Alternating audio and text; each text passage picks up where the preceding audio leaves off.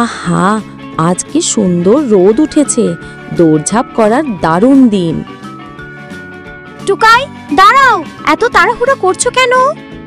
শোনো টুকটুকি, আমি শুনেছি জাদুর বনে একটা সোনার ফুল ফুটেছে। যে ওই ফুল খুঁজে পাবে তার সব ইচ্ছে পূরণ হবে। ও দারুণ তো, কিন্তু জাদুর বনে গেলে সাবধানে থাকতে হবে। সেখানে দুষ্ট শিয়াল আর এক বুড়ো জাদুকরও থাকে।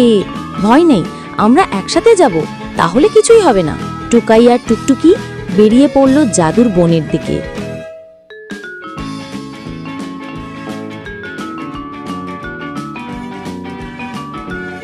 হাঁটতে হাঁটতে তারা দেখল একটা হরিণ কাঁদছে। হরিণদা, তুমি কাঁদছো কেন? আমার পা কাঁটার মধ্যে আটকে গেছে, হাঁটতে পারছি না। টুকাই তাড়াতাড়ি কাঁটা সরিয়ে দিল।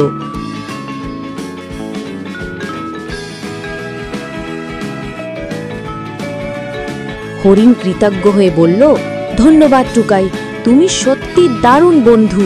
মনে রেখো, যদি বিপদে পড়ো আমি সাহায্য করব। কিছুদূর যাওয়ার পর হঠাৎ এক দুষ্ট শিয়াল লাফিয়ে সামনে এলো। থামো, এই বন দিয়ে যেতে হলে তোমাদেরকে আমাকে অনেক ফল দিতে হবে, কিন্তু আমাদের কাছে তো ফল নেই।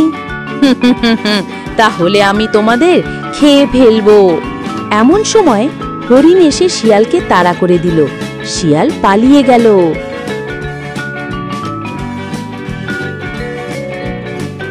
দেখলে, সৎ কাজ করলে সবসময় তার ফল পাওয়া যায়।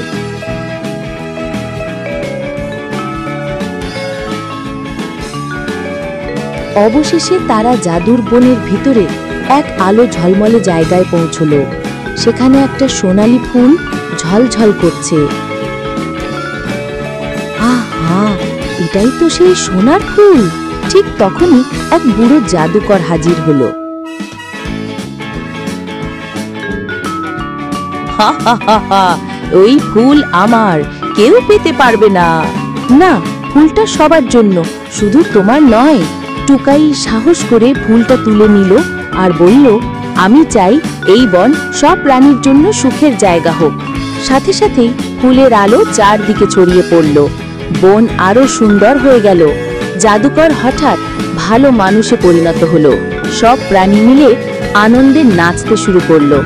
টুকাই আর টুকটুকি খুশি হয়ে বলল, যদি মন ভালো হয় আর সবাইকে সাহায্য করি, তবে আসল জাদু আমাদের ভেতরেই থাকে। ঠিক বলেছ, এটাই আসল সুখ।